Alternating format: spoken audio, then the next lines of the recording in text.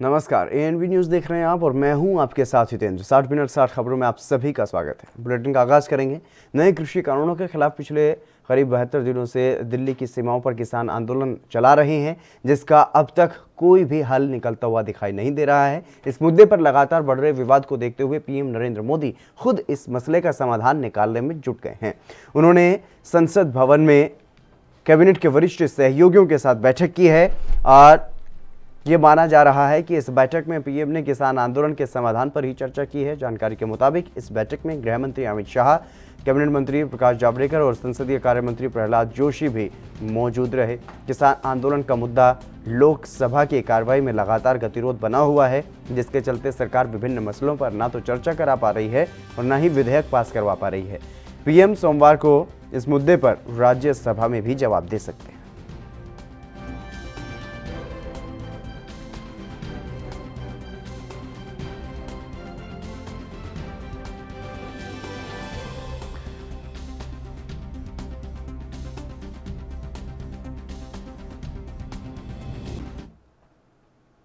संसदीय कार्य मंत्री प्रहलाद जोशी ने यह कहा है कि बहुत दुर्भाग्यपूर्ण है कि विपक्ष सदन की कार्यवाही को नहीं चलने दे रहा है। हम सहमति बनाने की कोशिश लगातार कर रहे हैं। मुझे विश्वास है कि सोमवार से वो मान जाएंगे और चर्चा ही संसद का केंद्र बिंदु है।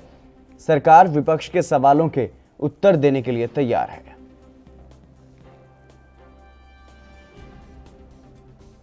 दुर्भाग्यपूर्ण है, फिर भी हमारा कोशिश हम जारी रखा है और हम सहमति बनाने का कोशिश तो लगातार हम कर रहे हैं और मुझे विश्वास है मंडे से वो मान जाएगी, क्योंकि चर्चा ही संसद का एक सेंटर पॉइंट है, इसका प्राण है।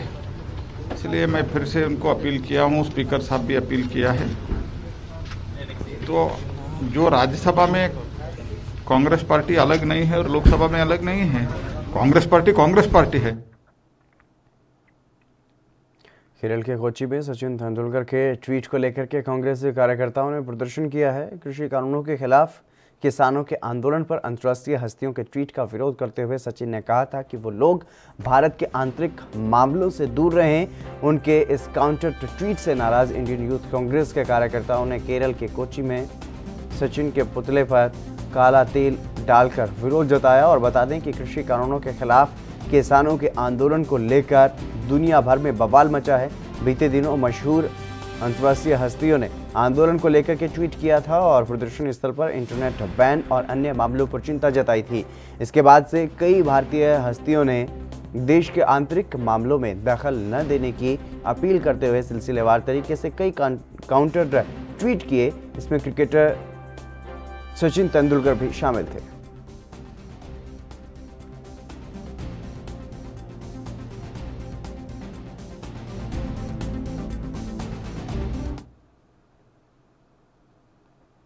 छह फरवरी को होने वाले चक्का जाम को लेकर के भारतीय किसान यूनियन के प्रवक्ता राकेश टिकैत का बड़ा बयान सामने आया है। उन्होंने ये कहा कि हमारे पास पुख्ता सबूत थे कि कल कुछ लोग चक्का जाम के दौरान हिंसा फैलाने की कोशिश करते। हमारे पास पक्की रिपोर्ट थी। हमने जनहित को देखते हुए उत्तराखंड और उत्तर प्रदेश को कल होने वाले चक्का जाम से अलग रखा है। बंद ये करा, हमारे पास में पुख्ता सबूत थे कि कल कुछ लोग वहां हिंसा फैलाने की कोशिश करते। ये हमारे पास में पक्की रिपोर्ट थी। हमने जनहित को देखते हुए उत्तराखंड और उत्तर प्रदेश को इस चीज से अलग रखा और हम पूर्ण रूप से संयुक्त मोर्चा जो भी फैसला लेता है उसके साथ में है। हमारे में कोई मनमुटाव कहीं नहीं है, लेकिन हमें उत्तर प्रदेश और उसके बारे में पुख्ता सबूत हमारे थे। कुछ लोग से जानकारी मिल गई थी कि कल कुछ लोग वहां पे हिंसा फैलाने की कोशिश करेंगे। बाकी राज्यों में कहां कितने राज्यों में वो होगा, पूरे देश भर में ये होगा, ये चलेगा प्रोग्राम। जिस तरीके से सरकार अभी भी और लगातार आंदोलन बड़ा होता जा रहा है, रैली हो रही है, जिन में भी हुई थी, आज आपकी इधर भी थी, यूपी इधर जी वहाँ भी रैलियां थी, तो क्या लगता है कि मतलब सरकार अभी भी सुनने के लिए बात तैयार नहीं है? अब पता नहीं, तो सरकार से तो हमारी कोई बात अभी हुई नहीं। रैलियों को पाबंदी लगाई जा रही है कि रैली ना की जाए, कि ना आप वहाँ जा सको। नहीं, कौन कह रहा है? हमें तो किसी ने कहा नहीं। सोनीपत की रैली के लिए जिनकी रैली हुई थी उसमें भी प्रेशराइज किया गया था और अजीत सिंह ने भी आज कहा था कि रैली करेंगे वहाँ पे, उनको उसकी पाबंदी लगा दी है। कहाँ हमें नहीं नॉलेज है। अजीत सिंह कहाँ चो साहब कहाँ में रैली कर रहे थे, वो पॉलिटिकल है, उनका हमें नहीं जानता। दौसा की रैली के लिए आपको जाना था, फिर आपने प्रोग्राम नहीं अभी हमें तो नहीं, दौसा का मेरी कोई जानकारी में नहीं है। हम जाएंगे ना, अभी 11 तारीख तक है, अभी 7, 9 और 11 हरियाणा के प्रोग्राम है, 8, 6, 8, 10 हम यहाँ रहेंगे और उसके बाद में फिर आगे के प्रोग्राम लगेंगे। यूपी के शामली जिले के गांव भैंसवाल में महापंचायत के नाम पर आरएलडी ने एक जनसभा को आयोजित किया, जिसमें उन्होंने भारत सरकार पर निशाना साधते हुए रालोद पार्टी के राष्ट्रीय उपाध्यक्ष जयंत चौधरी ने जमकर हल्ला बोला। तो वहीं कृषि कानून के नाम पर मुसलमानों और हिंदू जाटों को एकजुट होने की अपील भी की है। इतना ही नहीं, उन्होंने ये भी कहा है कि आने वाले चुनाव में सरकार को किसान सबक सिखाएगा। जयंत चौधरी ने यह कहा है कि जो किसानों के साथ नहीं, हम उनके साथ नहीं।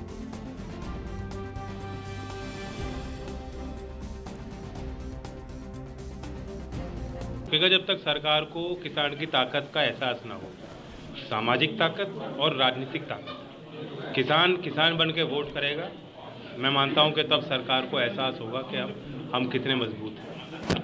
वही सरकार जो आज जिद पड़ी है किसान विरोधी कानून को बता रही है कि किसानों के हित में कील ठोक के राजधानी में किसानों के लिए बंदी कर रही है, लाठी चला रही है, किसानों को आतंकवादी बता रही है, उस सरकार को जगाने के लिए हम पंचायत का आयोजन कर रहे हैं। तेलंगाना के हैदराबाद में विद्या वॉलंटियर शिक्षकों ने सरकार के खिलाफ जमकर प्रदर्शन किया। शिक्षकों का यह कहना है कि हमें स्थायी किया जाए, साथ ही जो सुविधा परमानेंट शिक्षकों को मिलती है वो भी दी जाए। आगे नहीं बढ़ सकते, पूरे तेलंगाना में बहुत बड़ा नुकसान होगा, वरना हमारे पूरे तेलंगाना के विद्या वॉलंटियर पूरे डिमांड है, पूरे धरना करेंगे और फाइट करेंगे कि हम जब तक परमानेंट जॉब नहीं करेंगे हम फाइट करते ही रहेंगे इंशाल्लाह। कौसर है, मैं GBH सेकंड लांसर की टीचर हूँ, गोलकुंडे से आई हूँ। मैं तकरीबन 6 साल से इस पोस्ट पे हूँ, विद्या वॉलंटियर की पोस्ट पे।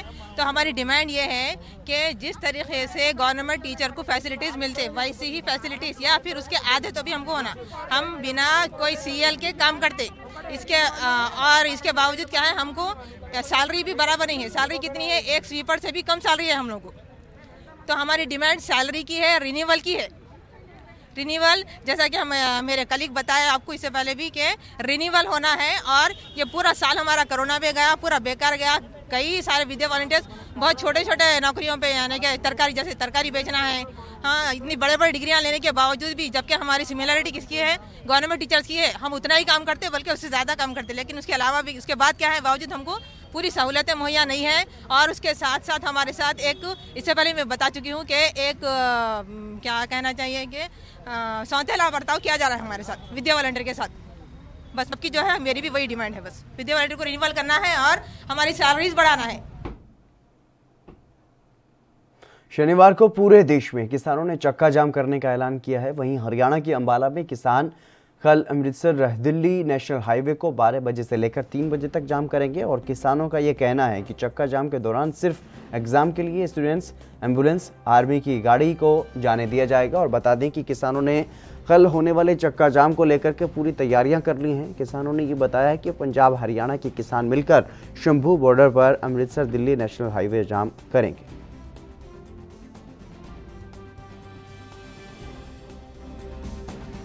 नहीं, हथियार वाली तो कोई बात ही नहीं है। 6 महीने से 7 से लगातार किसान हैं जो पहले भी शांतिपूर्वक अपने जो भी प्रदर्शन है करते रहे हैं।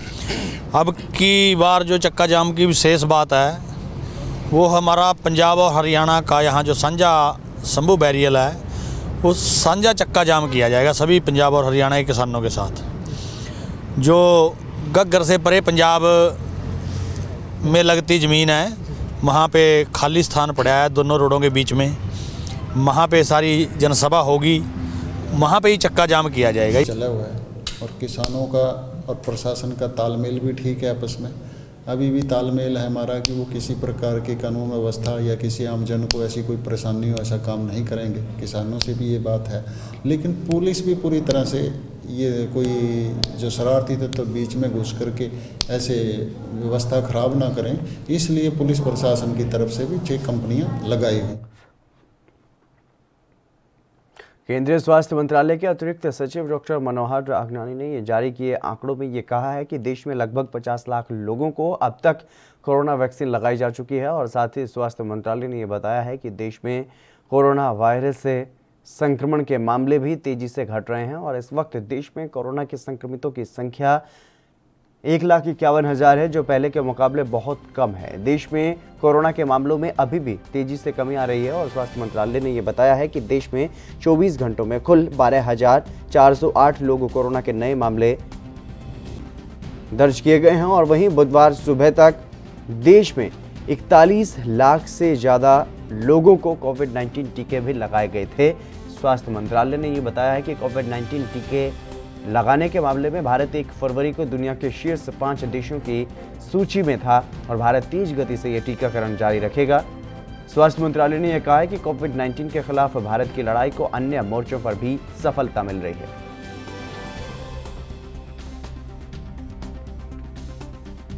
कुल 52,90,474 बेनिफिशरीज को कोविड का टीका लगाया जा चुका है और इसके लिए 1,04,781 सत्र आयोजित किए गए हैं।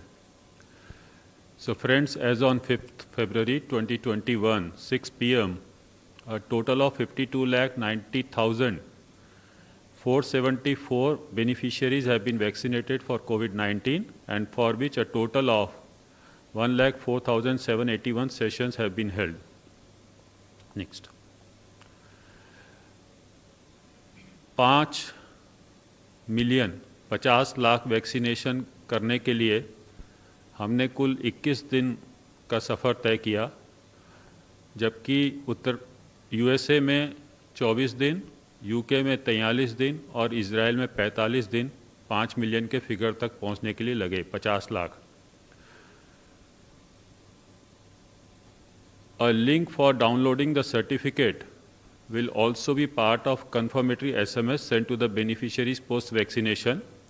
हमने ये नया प्रावधान किया है कि टीकाकरण के पश्चात बेनिफिशियरी को जो एक SMS जाएगा इस आशय का कि आपको टीका लगाया गया है, उसके साथ एक लिंक भी दिया जाएगा ताकि वो अपने सर्टिफिकेट को डाउनलोड कर सके। और यही सर्टिफिकेट वैक्सीनेटर और डिस्ट्रिक्ट इम्यूनाइजेशन ऑफिसर भी निकाल सकेंगे, डाउनलोड कर सकेंगे। राज्यों में टीकाकरण के सत्र आयोजित किए गए सारे देश में आज दिनांक को 6 बजे तक 3,31,029 लोगों को टीका लगाया गया है। Today by 6 p.m. The sessions which were held in all states and UTs, a total of 3,31,029 beneficiaries have been vaccinated. The state specific figures are Andaman and Nicobar 125, 125, Andhra Pradesh 22,461, 22,461, Arunachal Pradesh 774, 774, Assam 13,939, 13,939, Bihar 29,229, 29,229, Chandigarh 360, 360, Chhattisgarh 60,103, 16,103, Dadra Nagar Haveli 130, 130, Daman and Diu 100, 100, Delhi 8,038, 8,038, Goa 620, 620। इसी प्रकार Gujarat 27,862, 27,862, Haryana 3,174, 3,174, Himachal Pradesh 3,080, 3,080, Jammu and Kashmir 4,378, 4,378, Jharkhand 8,188, 8,188 and Karnataka 23,291, 23,291। Similarly, Kerala 12,992, 12,992। Maharashtra के गृह मंत्री Anil Deshmukh corona positive पाए गए हैं। उन्होंने इस बात की जानकारी ट्वीट करके दी है। अपने ट्वीट में उन्होंने लिखा है कि जांच के बाद मेरी कोरोना रिपोर्ट पॉजिटिव पाई गई है। मैं उन सभी लोगों से अपील करता हूं जो पिछले कुछ दिनों में मेरे संपर्क में आए, वो अपनी जांच जरूर करवाएं। आपका आशीर्वाद और आपकी प्रार्थनाएं। मुझे विश्वास है कि मैं जल्द ही अपने राज्य के लोगों की सेवा करूंगा।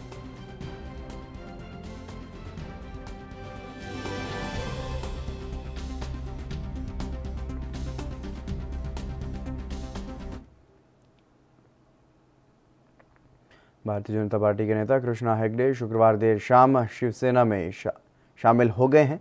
महाराष्ट्र के मुख्यमंत्री और शिवसेना प्रमुख उद्धव ठाकरे ने उन्हें पार्टी की सदस्यता ग्रहण करवाई है। उद्धव ने उनके कलाई पर शिव बंधन भी बांधी।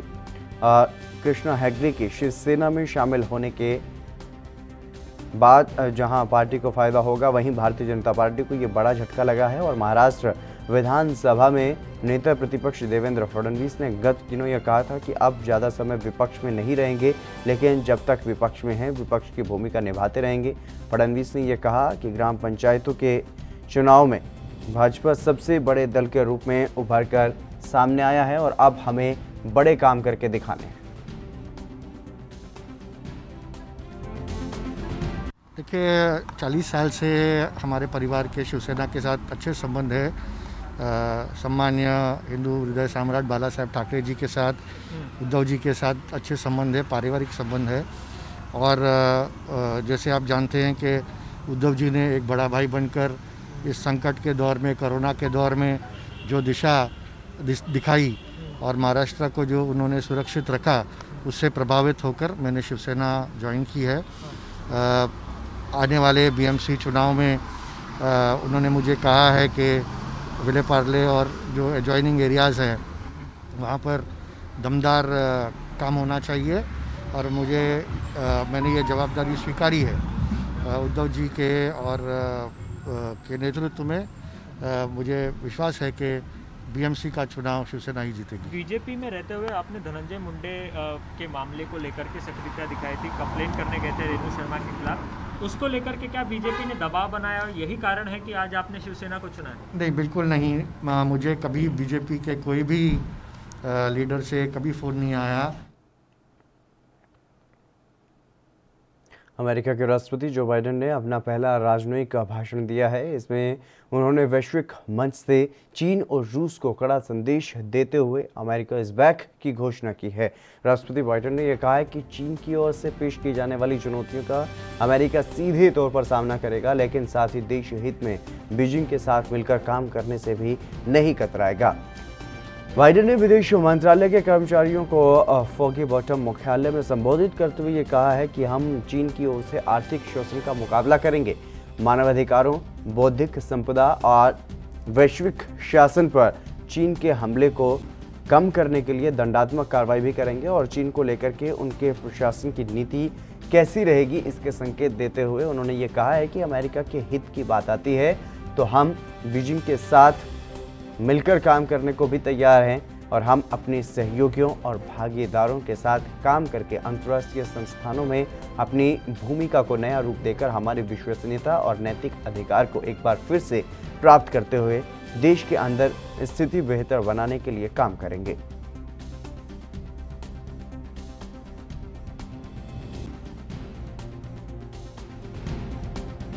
America is back. America is back. Diplomacy is back at the center of our foreign policy. That's why yesterday the United States and Russia agreed to extend the New START Treaty for 5 years to preserve the only remaining treaty between our countries safeguarding nuclear stability.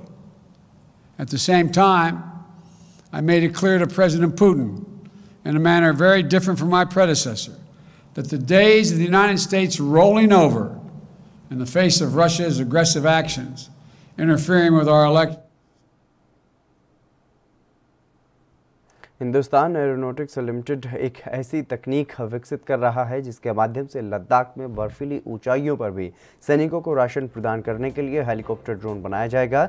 इसी तकनीक के माध्यम से बनने वाले drone सीमा पार 700 kilometre की दूरी पर जाकर दुश्मन जेट को भी मार सकते हैं। दरअसल हिंदुस्तान एरोनॉटिक्स लिमिटेड बेंगलुरु में चल रहे एरो इंडिया शो के दौरान अपनी योजना का खाका तैयार HAL ने किया है और HAL के निदेशक रूप चटर्जी ने ये बताया है कि हम उस परियोजना को विकसित कर रहे हैं जहां मानव युक्त विमान सीमा के भीतर काम करेगा और मानव रहित विमान दुश्मन के इलाके में प्रवेश करेगा और दुश्मन के इलाके में हमले भी कर सकता है। ये योजना अमेरिकी परियोजना स्काईबर्ग पर आधारित है और HAL का ड्रीम प्रोजेक्ट है। इसमें मानव रहित ड्रोनों का मार्गदर्शन करने वाले फाइटर जेट्स 150 किलोमीटर पीछे रह सकते हैं और नियंत्रण कर सकते हैं। इसके अलावा 4 मानव रहित वाहनों को दिशा निर्देश दे सकते हैं जिन्हें कैट्स वॉरियर्स भी कहा जाता है। बता दें कि ड्रोन को तेजस और जगुआर फाइटर जेट्स पर एकीकृत किए जाने की उम्मीद है और अगले 3 से 4 सालों में इसके उड़ान भरने की भी उम्मीद है। रडार का पता लगाने की इसकी क्षमता इसे और भी शक्तिशाली बना देगी।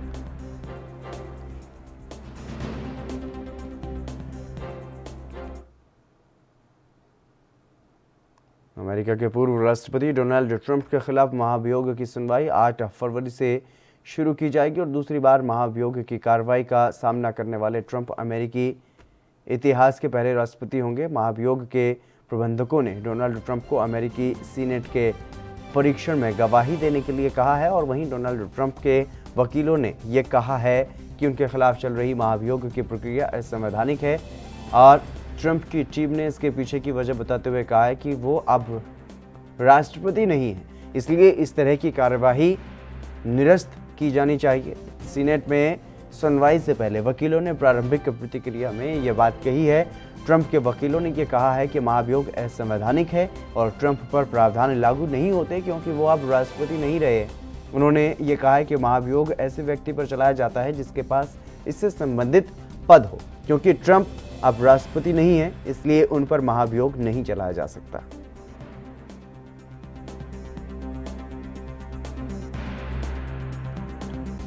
जिस तरीके से महाभियोग की कार्यवाही को शुरू किया गया था, ट्रंप राष्ट्रपति जब थे उस वक्त ही उन पर यह महाभियोग की कार्यवाही को शुरू कर दिया गया था, लेकिन अब अमेरिका के राष्ट्रपति जो बाइडेन बन चुके हैं और शपथ ले चुके हैं और ऐसे में अब ट्रंप राष्ट्रपति नहीं रहे तो ट्रंप के जो वकील हैं उन्होंने साफ तौर पर इस कार्यवाही को लेकर के अपनी नाराजगी जाहिर की। उन्होंने कहा है कि ये असंवैधानिक है। जब अब ट्रंप राष्ट्रपति नहीं हैं तो उन पर इस तरीके की कार्यवाही नहीं होनी चाहिए।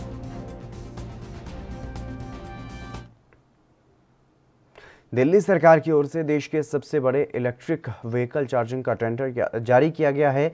ऊर्जा मंत्री सत्येंद्र जैन ने एक प्रेस कॉन्फ्रेंस में ये जानकारी देते हुए बताया कि दिल्ली सरकार की तरफ से देश के सबसे बड़े इलेक्ट्रिक व्हीकल चार्जिंग का टेंडर लोकेट कर दिया गया है। 100 जगहों पर 500 चार्जर पॉइंट लगाए जाएंगे और इनके फीस बहुत ही नॉमिनल होंगे, जो कि अभी जो 4 या 5 रुपए यूनिट है वही होंगे और इसके अंतर्गत 20% स्लो चार्जर और कम से कम 10% फास्ट चार्जर होंगे। बैटरी स्वैपिंग स्टेशन अलग होंगे। सत्येंद्र जैन ने ये कहा है कि दिल्ली को जितनी जल्द से जल्द इलेक्ट्रिक व्हीकल के अनुकूल बनाया जा सकेगा उसकी कोशिश रहेगी और 1 साल के भीतर इस काम को पूरा करने की कोशिश है। DTC स्टेशन के भीतर जो हैं वो अलग है।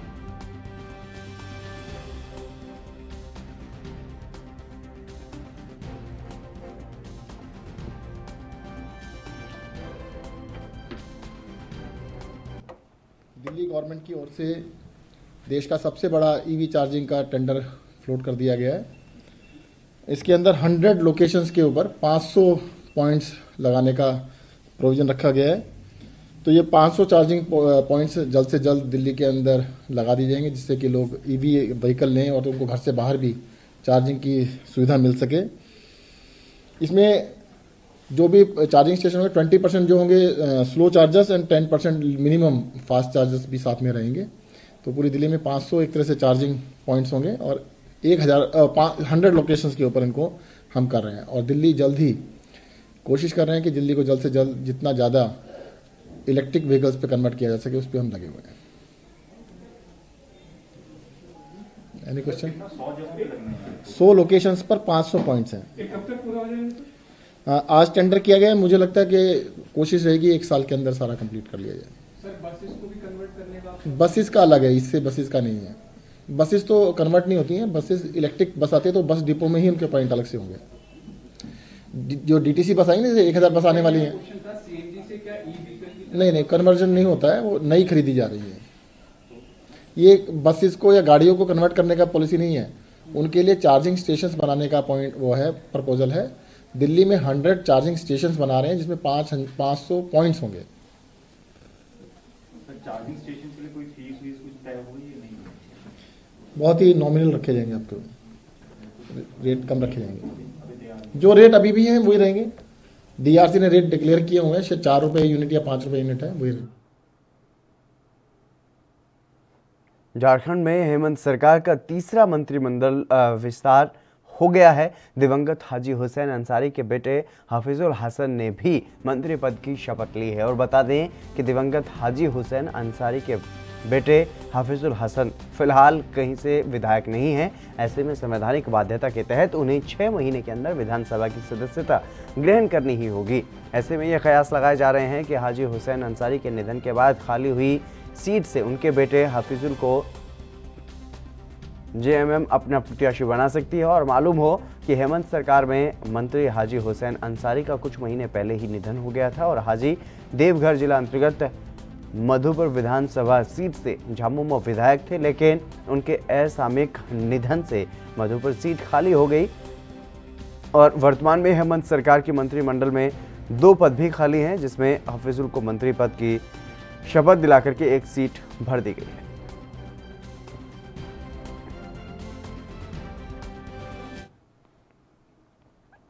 हरियाणा खादी एवं ग्रामोद्योग बोर्ड के माध्यम से ग्रामीण पढ़े लिखे युवाओं को लघु उद्योग लगाने के लिए प्रेरित करने की दिशा में उप मुख्यमंत्री दुष्यंत चौटाला ने अधिकारियों के साथ मंथन किया है। और इस अवसर पर हरियाणा खादी एवं ग्रामोद्योग बोर्ड के चेयरमैन एवं विधायक रामनिवास भी उपस्थित रहे। डिप्टी सीएम ने अधिकारियों को यह निर्देश दिए हैं कि ग्रामीण युवाओं को लघु उद्योग लगाने में किसी भी प्रकार की कोई परेशानी न आए। उन्होंने कहा है कि राज्य सरकार प्रदेश के युवाओं को आत्मनिर्भर बनाने के लिए प्रयासरत है, ताकि वो आत्मनिर्भर भारत की सोच को साकार रूप देने में अपनी भूमिका निभा सकें। उन्होंने यह कहा है कि राज्य सरकार हरियाणा खादी एवं ग्रामोद्योग बोर्ड के उत्पादों को हर खादी ब्रांड के नाम से अधिक प्रमोट करेगी, ताकि इस बोर्ड के गुणवत्तापरक उत्पादों की देश विदेश में मार्केटिंग की जा सके और इससे ग्रामीण युवाओं को स्वावलंबी बनने का भी अवसर प्राप्त होगा।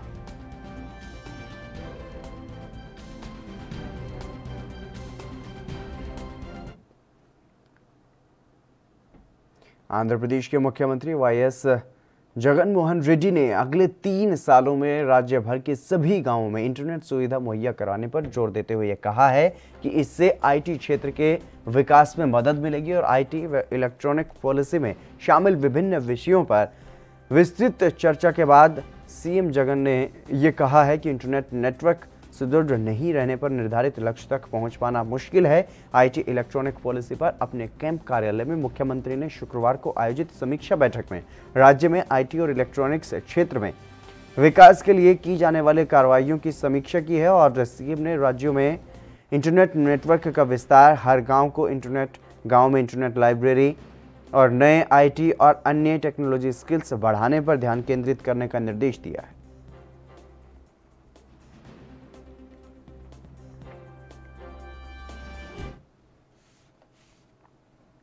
भारत बनाम इंग्लैंड के बीच चेन्नई में 4 साल बाद खेले जा रहे टेस्ट मैच का पहला दिन इंग्लैंड के नाम रहा। कप्तान जो रूट ने अपने 100वें टेस्ट में 20वां शतक जमाया और दिन के अंतिम ओवर में आउट होने वाले डॉम सिबली 87 के स्कोर पर आउट हुए और दोनों ने मिलकर के तीसरे विकेट के लिए 200 रन की साझेदारी भी की। टॉस जीतकर इंग्लैंड पहले दिन 3 विकेट खोकर 263 रन बना चुका है और उससे पहले जसप्रीत बुमराह ने डॉम सिबली को शतक से 13 रन पहले ही रोक लिया।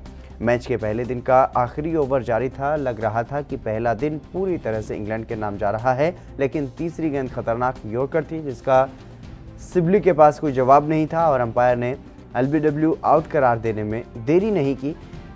डीआरएस भी इंग्लैंड के खिलाफ रहा और अपने पहले भारत दौरे में आए सिबली ने 286 गेंद में 87 रन बनाए।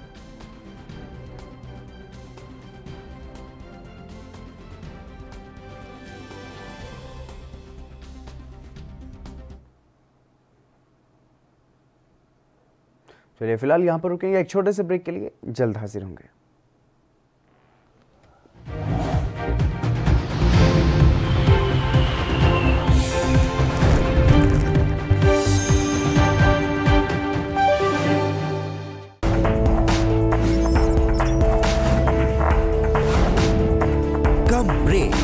और ज्यादा खबरों के साथ देखिए ANP news in channel number पर।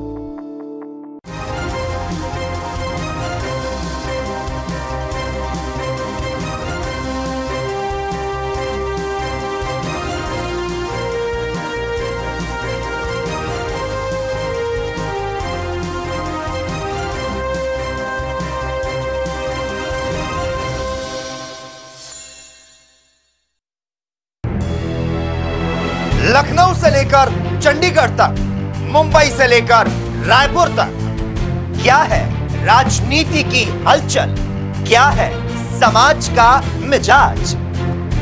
राजधानी लाइव, हमारी नजर।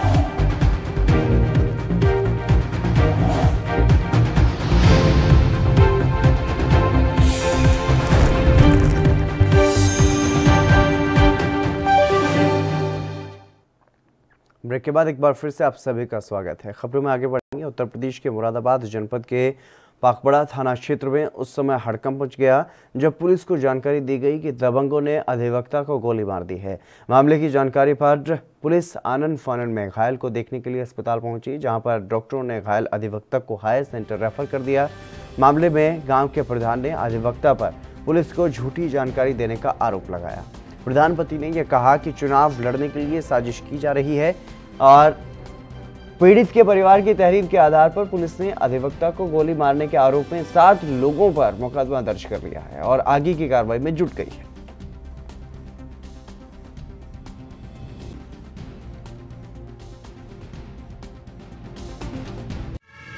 कल शाम थाना पाकबड़ा में मैनाटे निवासी उबैद को गोली लगने की सूचना प्राप्त हुई थी। उनको जिला अस्पताल में प्राथमिक उपचार देने के बाद हायर सेंटर के लिए रेफर कर दिया गया। इनकी तहरीर के आधार पर 7 लोगों के विरुद्ध नामजद मुकदमा पंजीकृत किया गया है। ये 2 फरवरी को थाना मैनाटे में इनके व इनके विपक्षी द्वारा एक दूसरे पर मुकदमे भी लिखाए गए हैं। मेडिकल रिपोर्ट व अन्य सभी तथ्यों का संज्ञान लेते हुए इसमें विधिक कार्रवाई पूर्ण करी जाएगी। मामला था हमारे एक साथी अधिवक्ता है मोहम्मद उबैद, जिसकी उम्र लगभग 30 वर्ष है। वो शाम को कचहरी से घर वापस जा रहा था। SEZ रोड पे जब वो अपने गांव के पास पहुंचा कि तभी छुपे हुए लोगों ने उस पर फायर किए। एक गोली उसकी गर्दन में लगी, एक गोली उसकी कमर में लगी, जिससे वो गंभीर रूप से घायल हो गया। लोगों ने शोर मचाया। थोड़ी ही दूर पे चौकी है SEZ, वहाँ से सिपाही और 100 नंबर की गाड़ी पहुँची, उसको लेकर डिस्ट्रिक्ट हॉस्पिटल आ गई। क्या मानते हैं चौकी पास में होने के बाद अब ये तो निश्चित रूप से पुलिस के ऊपर एक प्रश्न चिन्ह है, क्योंकि इससे पहले भी उनका झगड़ा हो चुका है। इससे पहले भी दोनों ओर से FIR लिखी गई हैं, उसके बावजूद पुलिस ने कोई एक्शन नहीं लिया। वही वजह थी जो आज ये नौबत आई है। और अगर ये पुलिस अभी भी नहीं चेती और इसमें उन्होंने शीघ्र कोई एक्शन नहीं लिया तो निश्चित रूप से फिर हमें एक्शन लेना पड़ेगा और हम पुलिस के खिलाफ जो भी आंदोलन हो। मध्य प्रदेश के इंदौर में इंटरनेट मीडिया पर गुरुवार को एक वीडियो वायरल हुआ जिसमें कुछ शराबी फिल्मी गानों पर नाच रहे हैं और इनके बीच में बाणगंगा थाना का एक सिपाही भी मौजूद है और वो भी ठुमके लगाता हुआ दिखाई दे रहा है। हालांकि सिपाही ने अफसरों को सफाई दी कि वो नशे में नहीं था और उससे गलती हो गई और शराबियों के बीच चला गया। इस पर DSP निहित उपाध्याय ने ये क्या कुछ कहा है वो आपको सुनवाते हैं।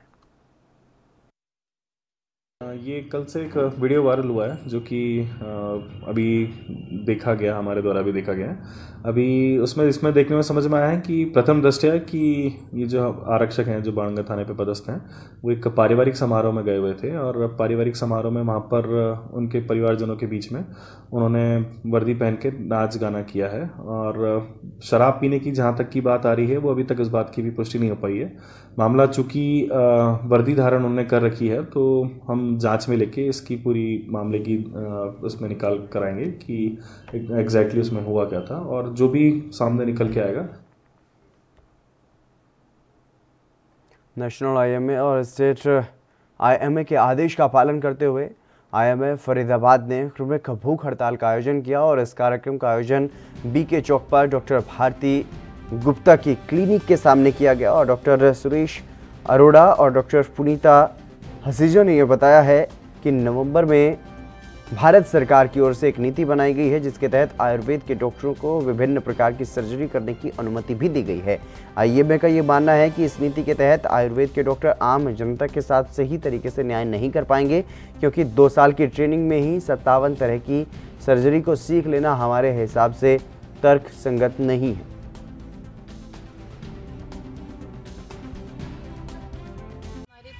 देश में पूरे हमारे आईएमए के ब्रांचेस में भूख हड़ताल का निर्णय लिया गया था। तो हम लोग सुबह से यहाँ बैठे हैं भूख हड़ताल में और हमारा ये विरोध है सरकार से जो ऐसे कानून लाए हैं। एक तो उसमें हमारी भागीदारी नहीं दी गई, हमको पूछा नहीं गया। दूसरा एक्सोपैथी है कि आयुर्वेदिक सर्जन्स को सर्जरी अलाउ कर दिया गया है, जो एक पब्लिक के लिए बहुत ख़राब है निर्णय है। इससे अल्टीमेटली लॉस पब्लिक को होएगा। तो ये एक तरह से हमारा 14 दिन तक एक अवेयरनेस है, हमारी पब्लिक को अवेयरनेस कराने के लिए कि देखिए आपके साथ क्या होने वाला है। देखो हम लोग तो इतने सालों से प्रैक्टिस में हैं, लोग हमें पहचानते हैं, बट जो नेक्स्ट जनरेशन आने वाली डॉक्टर्स हैं उनके लिए भी दिक्कत आएगी और जो पब्लिक इन जनरल उनका ट्रीटमेंट होगा उसमें उनको बहुत परेशानी होने वाली है। तो एक अवेयरनेस के तौर पर भी इसको लिया जाए। और हम लोग अब बार बार इस बात को कहते हैं कि हम किसी भी पैथी के खिलाफ नहीं हैं। हम चाहते हैं कि हर पैथी एक प्योर फॉर्म में अपनी प्रैक्टिस करे। आयुर्वेदा के देखो हमारे एंशिएंट जो ऋषि मुनि थे वो इलाज करते थे, लेकिन अब मॉडर्न मेडिसिन पूरे वर्ल्ड में इतनी एडवांस हो चुकी है। उत्तर प्रदेश के बिजनौर के नजीबाबाद में थाना निरीक्षक का स्थानीय लोगों ने स्वागत किया है और उनके कार्यों की प्रशंसा की है। नगर वासियों ने थाना निरीक्षक सत्यप्रकाश के कार्यों की प्रशंसा करते हुए फूलमाला और शॉल पहना करके उनका स्वागत किया है। और वहीं थाना निरीक्षक ने क्षेत्र की जनता का आभार जताते हुए उन्हें सुरक्षा बरतने की सलाह भी दी है और सुरक्षा के मद्देनजर रखते हुए क्षेत्र की जनता को उन्होंने जागरूक भी किया है। थाना निरीक्षक सत्यप्रकाश ने लोगों से आह्वान किया है कि चोरी जैसी घटनाओं से बचने और उनमें कमी के लिए अपनी संस्था और घर पर सीसीटीवी कैमरे का लगा होना आवश्यक है।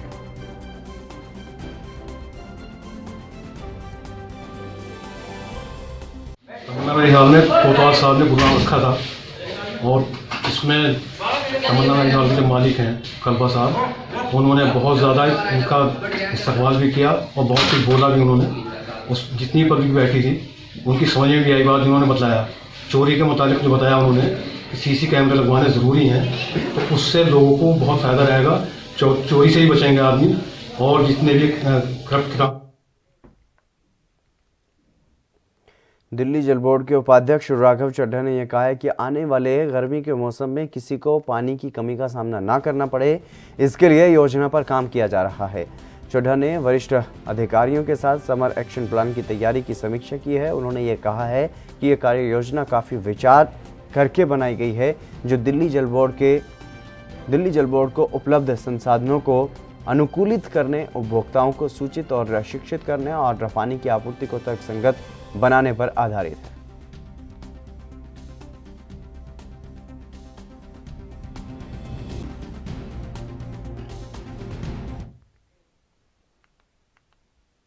यूपी के सहारनपुर पुलिस के हाथ बड़ी कामयाबी लगी है। दरअसल अंतर्राज्यीय गैंग के 10 सदस्यों को पुलिस ने गिरफ्तार कर लिया है। बता दें कि पुलिस मुखबिर की सूचना पर अभियुक्तों को गिरफ्तार कर पाई है और आरोपियों के पास से 7 ट्रक भी बरामद हुआ है।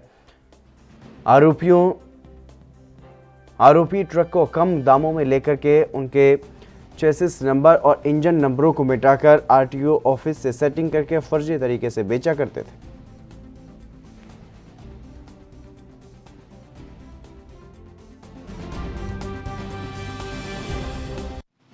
क्राइम ब्रांच सहारनपुर और नगर कोतवाली पुलिस टीम द्वारा एक अंतर्राज्यीय गैंग का पर्दाफाश किया गया है, जिनके द्वारा फर्जी कागजात तैयार करके फर्जी आरसी जारी करवाकर जो चोरी हुए ट्रक और फाइनेंस जो उनको रीफाइनेंस करवाकर इस तरह का एक गैंग चलवाकर जो ट्रकों को आदान प्रदान करते थे। तो इस तरह का एक गैंग को पकड़ा गया है। इस गैंग में कुल शामिल 10 अभियुक्तों को अभी तक गिरफ्तार किया गया है और इनमें से 7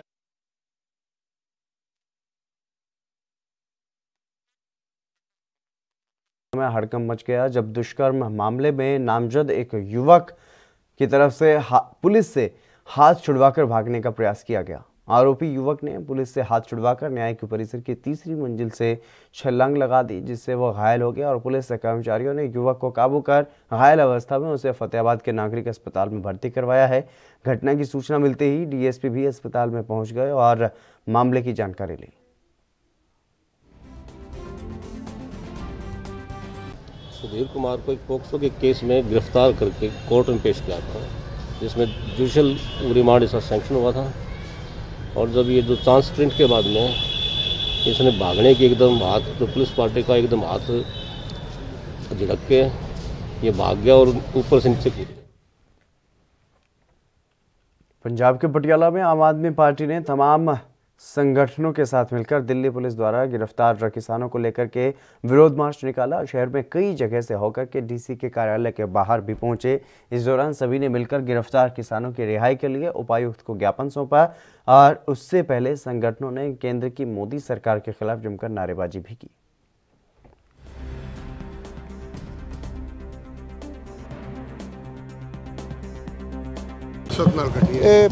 पटियाले के जोड़े जागदी जमीर वाले बंदे तो जथेबंदियां वालों अलग अलग जथेबंदियां के बंदे आए सी। ਇਹਦਾ ਇੱਕੋ ਇੱਕ ਜਿਹੜਾ ਮਕਸਦ ਹੈ ਵੀ ਜਿਹੜੇ ਕਿਸਾਨਾਂ ਦੇ ਉੱਤੇ ਝੂਠੇ ਪਰਚੇ ਕੀਤੇ ਗਏ ਉਹ ਰੱਦ ਕੀਤੇ ਜਾਣ। ਜਿਹੜੇ ਪੱਤਰਕਾਰਾਂ ਨੂੰ ਉੱਥੇ ਜਾਣ ਤੋਂ ਰੋਕਿਆ ਜਾ ਰਿਹਾ, ਜਿਸ ਤਰ੍ਹਾਂ ਉੱਥੇ ਉਹਨਾਂ ਨੇ ਉਹਨੂੰ ਇੱਕ ਓਪਨ ਜੇਲ੍ਹ ਬਣਾਤਾ, ਨਾ ਉਹਦੇ 'ਚ ਪਾਣੀ ਜਾਣ ਦੇ ਰਹੇ। ਹਾਲਾਂਕਿ ਜੇਲ੍ਹ ਦੇ ਵਿੱਚ ਵੀ ਜਿਹੜੀ ਸਰਕਾਰ ਹੈ ਉਹਨੇ ਲੋਕਾਂ ਨੂੰ ਰੋਟੀ ਦੇਣੀ ਹੁੰਦੀ ਆ, ਪਾਣੀ ਦੇਣਾ ਹੁੰਦਾ, ਮੈਡੀਕਲ ਸਹੂਲਤਾਂ ਦੇਣੀਆਂ ਹੁੰਦੀਆਂ, ਕੱਪੜਾ ਲੱਤਾ ਵੀ ਦੇਣਾ ਹੁੰਦਾ। ਲੇਕਿਨ ਇਹ ਸਹੂਲਤਾਂ ਤੋਂ ਵੀ ਸਾਡੇ ਜਿਹੜੇ ਕਿਸਾਨ ਲੀਡਰ ਹੈ ਉਹਨਾਂ ਨੂੰ ਡਿਨਾਈ ਕੀਤੇ ਜਾ ਰਹੇ ਆ, ਇੰਟਰਨੈਟ ਡਿਨਾਈ ਕੀਤਾ ਜਾ ਰਿਹਾ ਤੇ ਉਹਨਾਂ 'ਤੇ ਝੂਠੇ ਪਰਚੇ ਪਾਈ ਜਾ ਰਹੇ ਆ। ਹਾਲਾਂਕਿ ਜਿਹੜੀਆਂ ਉਹਨਾਂ ਦੀਆਂ 32 ਜਥੇਬੰਦੀਆਂ ਹੈਗੀਆਂ ਤਾਂ ਜਿਹੜੀਆਂ ਟੋਟਲ ਉਹਨਾਂ ਦੀਆਂ ਹੁਣ 42 ਜਥੇਬੰਦੀਆਂ ਹੋ ਗਈਆਂ ਸਾਰੇ ਦੇਸ਼ ਦੀਆਂ, ਉਹਨਾਂ ਦੇ ਲੀਡਰਾਂ ਦੇ ਉੱਤੇ ਲੁੱਕ-ਆਊਟ ਨੋਟਿਸ ਹੈ। ਉਹ ਉਹਨਾਂ ਨੂੰ ਮਤਲਬ उन्होंने कोई भी कदे कोई भी ਇਹੋ ਜਿਹੀ ਕਾਲ नहीं दी ਜਿਹਦੇ ਨਾਲ ਕੋਈ ਵਾਇਲੈਂਸ ਹੋਵੇ। उन्होंने ऑथोराइज्ड रूट पुलिस की एग्रीमेंट के नाल उत्थे लोगों को भेज रहे सी, ਉਹਦੇ ਤੇ बैरीयर ला के पुलिस ने आप लोगों को गलत पासे भेजा। हाँ जी, ये साडी ना जी एक लैटर पटीशन है जी कि चीफ जस्टिस जो मानयोग हाई कोर्ट है अपने पंजाब। लखनऊ के पीजीआई हॉस्पिटल में पुलिस कमिश्नर डी.के. ठाकुर ने कोविड वैक्सीन का टीकाकरण जो चल रहा था तो टीका लगवाया और साथ ही joint police commissioner law and order Naveen Arora ने भी वहां पर वैक्सीन लगवाई। ऑब्जर्वेशन रूम में आधे घंटे का स्टे लेने के बाद पुलिस कमिश्नर डी.के. ठाकुर ने बताया कि मैंने वैक्सीन ली है और ये पूरी तरह से स्वस्थ है, सुरक्षित है। किसी को भी इसे लेकर के भ्रम में नहीं रहना चाहिए और सभी लोग बढ़ चढ़ कर के वैक्सीन लें, ये लोगों से अपील है।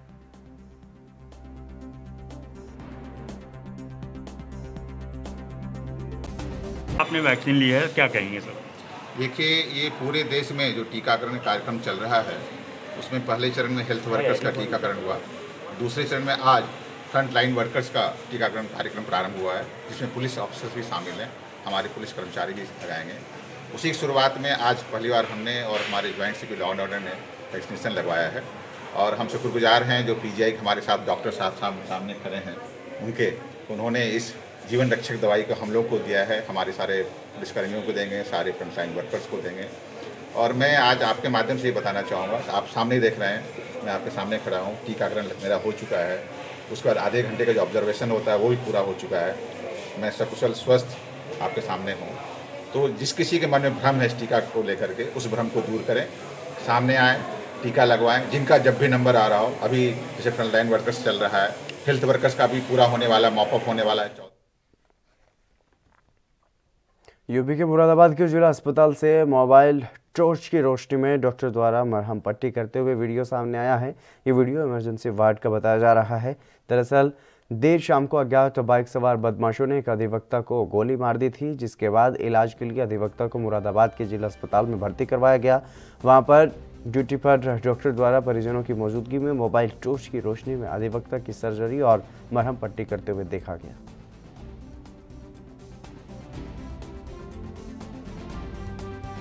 जो मंडलीय अस्पताल की जो इंचार्ज होती है, प्रमुख चिकित्सा अधीक्षक होती है, एडी सर के रैंक के अधिकारी हैं, हमसे बहुत सीनियर हैं इस संबंध में, क्योंकि उनको पूरी तरह से अधिकार है, पूरी तरह से उनकी सारी चीज़ व्यवस्थाएं हैं। इस संबंध में जो भी है उन वही इसमें सही जवाब दे सकते हैं। जैसे कि अपना अपना सही है या गलत है? नहीं, मैं इसमें क्या देखिए, कोई भी चीज़ अगर आप सरकार के द्वारा बिजली की व्यवस्था या जनरेटर व्यवस्था की गई है तो वो व्यवस्था। राजस्थान के चित्तौड़गढ़ कलेक्ट्रेट पर हिंदुस्तान जिंक द्वारा नदी में केमिकल युक्त पानी छोड़े जाने से मगरमच्छ और हजारों मछलियों की मौत हो रही है। इसको लेकर के नगरी बिलिया और आसपास के क्षेत्र के लगभग आधा दर्जन ग्रामीणों ने नारेबाजी करते हुए हिंदुस्तान जिंक के खिलाफ प्रदर्शन किया और वर्तमान में नदी में केमिकल छोड़े जाने से फसलें भी चौपट हो गई। आपको पहले भी पता है कि 8 दिन पहले हम माननीय कलेक्टर साहब को एक ज्ञापन दिया कि हिंदुस्तान जिंक द्वारा केमिकल का पानी बेड़स नदी के अंदर छोड़ा जा रहा है। उस पानी से आज बहुत ही बड़ा मगरमच्छ एक दिन पहले कल ये शाम को बेहोशी में था, आज ये मर चुका है। साथ ही हजारों की तादाद में मछलियां वहाँ मर चुकी है और मगरमच्छ जैसे इतना बड़ा वन्य प्राणी भी वहाँ मर रहा है। इतना जहरीला पानी हिंदुस्तान जिंक द्वारा जो छोड़ा जा रहा है, आपको मैं पहले भी बता चुका हूँ, मीडिया को भी पहले पता है कि आज उसके बाद कोई प्रशासन ने ना तो हिंदुस्तान जिंक के खिलाफ कोई कार्रवाई की है और हिंदुस्तान जिंक ने हमेशा केमिकल युक्त पानी जो है वो बेड़स नदी के अंदर छोड़ देते हैं। उससे हजारों की संख्या में मछलियां मर रही है, मगरमच्छ मर रहे हैं और एक जानवर मर रहे हैं, हमारे मवेशी मर रहे हैं और किसानों की जो फसलें हैं वो सब चौपट हो रही है। रोहतक जिले की महम तहसील में बाईपास पर सेना की जमीन से पुलिस और फौज की टुकड़ी ने अवैध कब्जा हटवाया। इस मौके पर महम नायब तहसीलदार ने ये बताया है कि यहां पर रक्षा मंत्रालय का रकबा है और उसका कब्जा लेने आए हैं। इस दौरान लगभग 24 एकड़ जमीन पर एक जगह और दूसरी जगह पर लगभग 8 एकड़ के करीब कब्जा छुड़वाया गया है। इस दौरान कोई झगड़ा नहीं हुआ और शांतिपूर्ण ढंग से सब कुछ संपन्न हो गया।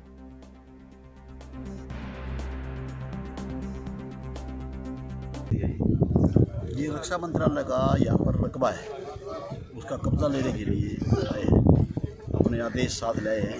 ये सारा मिलिट्री का ही काम है, मिलिट्री का ही रकबा है और जो बोने वाले हैं उनका कुछ केस भी चला था, परंतु जो है ना उस केस की पहले सटे वगैरह थी वो इन्होंने दिखाया है, यो इसकी कोई मान्यता नहीं है, सटे खत्म हो चुके हैं।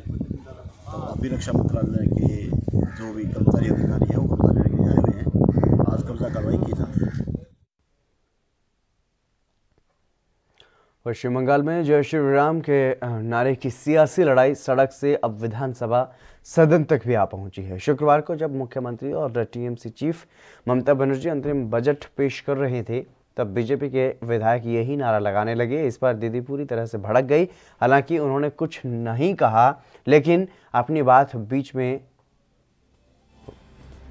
छोड़ करके वहीं पर बैठ गई और भारतीय जनता पार्टी की तरफ से बंगाल विधानसभा में जमकर हंगामा किया गया। राज्य सरकार की तरफ से राज्यपाल को सत्र के पहले दिन न बुलाए जाने से विधायक नाराज थे।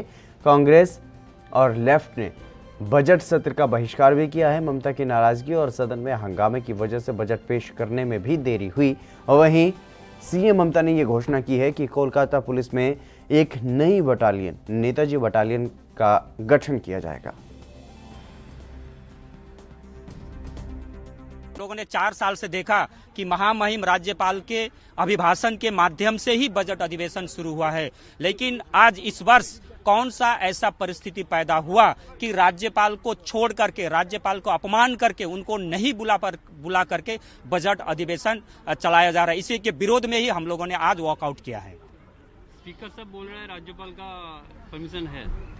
देखिए, राज्यपाल का, आप तो सारा पश्चिम बंगाल का हालात जानते हैं कि किस प्रकार से विरोधियों को दबाने का काम किया जाता है।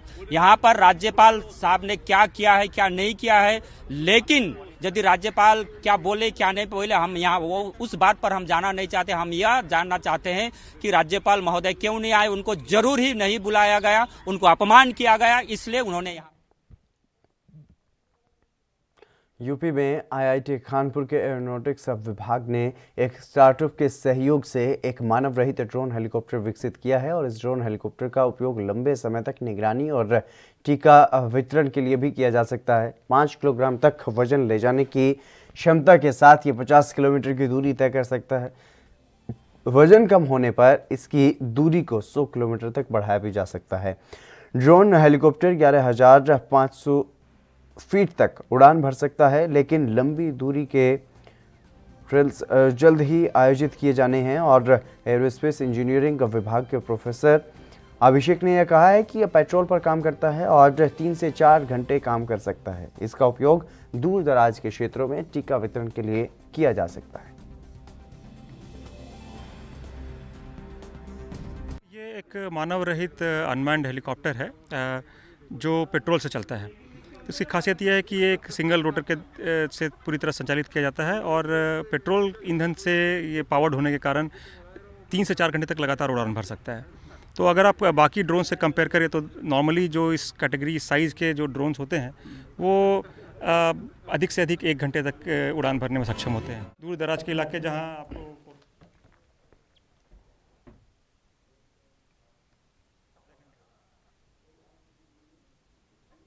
फतेहाबाद में किसान संगठनों के 6 फरवरी के रोड जाम को लेकर के प्रशासन हरकत में आ गया है। प्रशासन की ओर से 600 पुलिसकर्मियों की ड्यूटी लगाई गई है और साथ ही 6 ड्यूटी मजिस्ट्रेट भी तैनात किए गए हैं। फतेहाबाद के डीएसपी सुभाष चंद्र ने यह बताया है कि जिस रोड को किसान संगठन जाम करेंगे उसके ट्रैफिक को डाइवर्ट करने के लिए भी पुलिस की ओर से रणनीति तैयार की गई है। एम्बुलेंस और अन्य जरूरी वाहनों के निकालने को लेकर के भी फतेहाबाद प्रशासन ने व्यवस्था की है। कल किसानों द्वारा जो चक्का जाम की घोषणा की है उसको मद्देनजर रखते हुए फतेहाबाद जिला के अंदर 6 डीएसपी, 15 इंस्पेक्टर और 600 अन्य पुलिस कर्मचारियों की लाइन ऑर्डर ड्यूटी लगाई गई है और 6 ड्यूटी मजिस्ट्रेट भी जो है ना इनके हमारे साथ लगाए गए हैं। तो क्या रहेगा पुलिस का कि किस तरह से इनका जो शांतिपूर्ण जो है निपट जाए?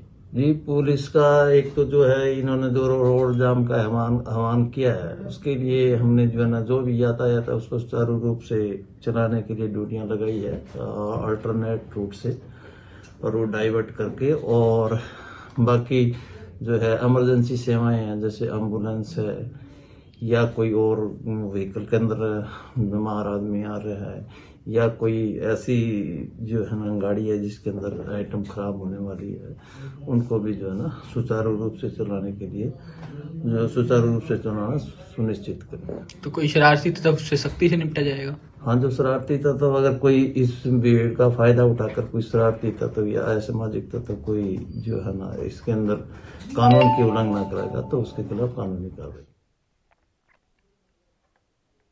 पेट्रोल, डीजल और रसोई गैस में लगी आग के विरोध में बीकानेर यूथ कांग्रेस ने जोरदार प्रदर्शन किया है और खोटगेट के आगे इस प्रदर्शन के दौरान प्रधानमंत्री नरेंद्र मोदी का पुतला भी फूंका गया और जमकर नारेबाजी की गई। यूथ कांग्रेस के अध्यक्ष अरुण व्यास की अगुवाई में इस प्रदर्शन में महिलाएं भी शामिल हुई और इस दौरान अरुण व्यास ने मोदी सरकार पर निशाना साधते हुए ये कहा कि केंद्र सरकार आम आदमी के आधारभूत ढांचे को चोट पहुंचा रही है। केंद्र सरकार की गलत आर्थिक नीतियों की वजह से देश खोखला होता जा रहा है।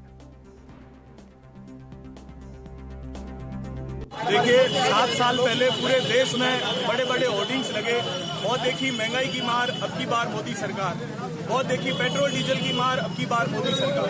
लेकिन जब से मोदी जी सत्ता में आए हैं तब से सिर्फ मन की बात कर रहे हैं, लेकिन देश के जनता के आम आवाम के मन की बात सुनना नहीं चाहते। लगातार पेट्रोल डीजल और रसोई गैस के दाम बढ़ते जा रहे हैं।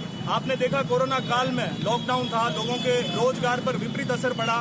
दूसरी तरफ मोदी जी अनवरत पेट्रोल और डीजल के दामों में बढ़ोतरी करते जा रहे हैं। पिछले 2 महीने में 125 रुपए के करीब रसोई गैस के दामों में बढ़ोतरी हुई है और 11 बार से ऊपर पेट्रोल डीजल के दामों में वृद्धि हुई है। ये किस तरह की राहत आम जन को मोदी जी देना चाहते हैं? हमारी ये मांग है युवा कांग्रेस की कि मोदी जी देश की जनता की आवाज सुने, पेट्रोल डीजल रसोई गैस के दाम कम करें। एक तरफ आप विभिन्न योजनाओं में गैस कनेक्शन देने की बात करते हैं आम जनता को, दूसरी तरफ आप सब्सिडी खत्म कर देते हैं और रसोई गैस के दाम बढ़ा देते हैं। तो आम जनता उन गैस कनेक्शन का, उन चूल्हों का क्या करेगी? उनकी पूजा करेगी, उनकी आरती उतारेगी? हमारी यह मांग है आज विरोध प्रदर्शन करके कि ये बढ़े हुए गैस के दाम और पेट्रोल डीजल के दाम तुरंत वापस किए। हरियाणा के अंबाला में कोरोना वैक्सीन के टीकाकरण अभियान के तहत फ्रंटलाइन पुलिस कर्मियों को भी कोरोना वैक्सीन का टीका लगाया गया है। कोरोना वैक्सीन के पहले फेज में फ्रंटलाइन हेल्थ वर्कर्स को कोरोना वैक्सीन का टीका लगाया गया और कोरोना वैक्सीनेशन के दूसरे फेज में अब अंबाला के पुलिस कर्मियों को भी कोरोना वैक्सीन का टीका लगाया गया। इसके बारे में जानकारी देते हुए डॉक्टर सुनिधि ने यह बताया कि अंबाला में कुल 1800 फ्रंटलाइन पुलिसकर्मी जिनको कोरोना वैक्सीन का टीका लगाया जाएगा, जिसमें से पुलिस डिपार्टमेंट के जितने भी कर्मचारी हैं जिन्होंने कोरोना काल में अपनी अहम भूमिका अदा की है, उनको कोरोना वैक्सीन का टीका लगेगा।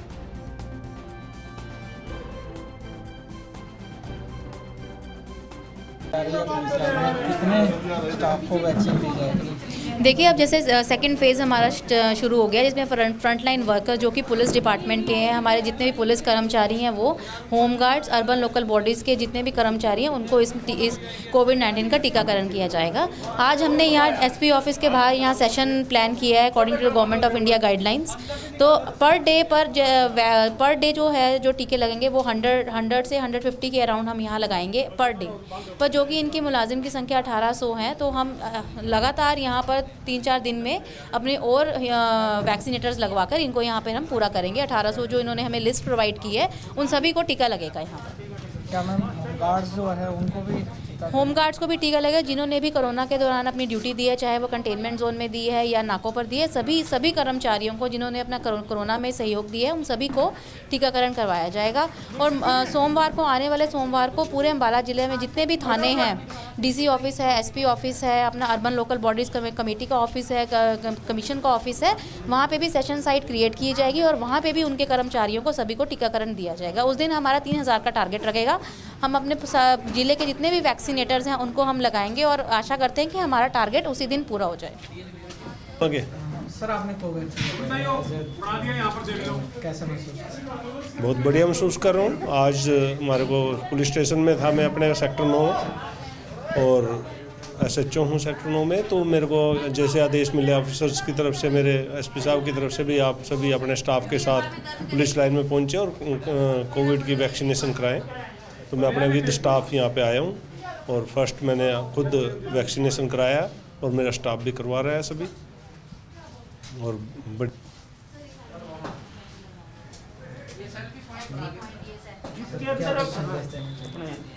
मैं तो यही संदेश देना चाहूँगा कि सभी अपना जो गवर्नमेंट की तरफ से वैक्सीनेशन हो रही है, सभी दिल खोल के आएँ और वैक्सीनेशन कराएं। कोई डरने की जरूरत नहीं है इसमें और कोई ऐसी बात नहीं है। बिल्कुल ट्रायल होके, बिल्कुल R&D रिसर्च एंड डेवलपमेंट के ऊपर ये वैक्सीनेशन बनी है जो गवर्नमेंट कर रही है, तो अच्छे के लिए है सभी। और वैक्सीनेशन कराएं, खुल के आएँ और डरने की किसी को कोई भी जरूरत नहीं। Thank you.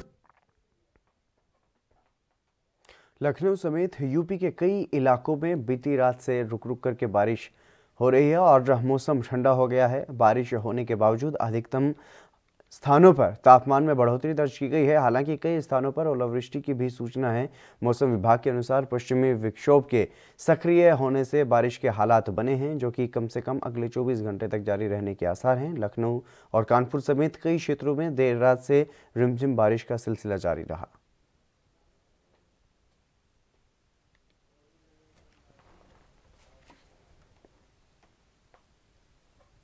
चलिए, मेरे साथ खबरों में बस इतना ही। दीजिए इजाजत। नमस्कार।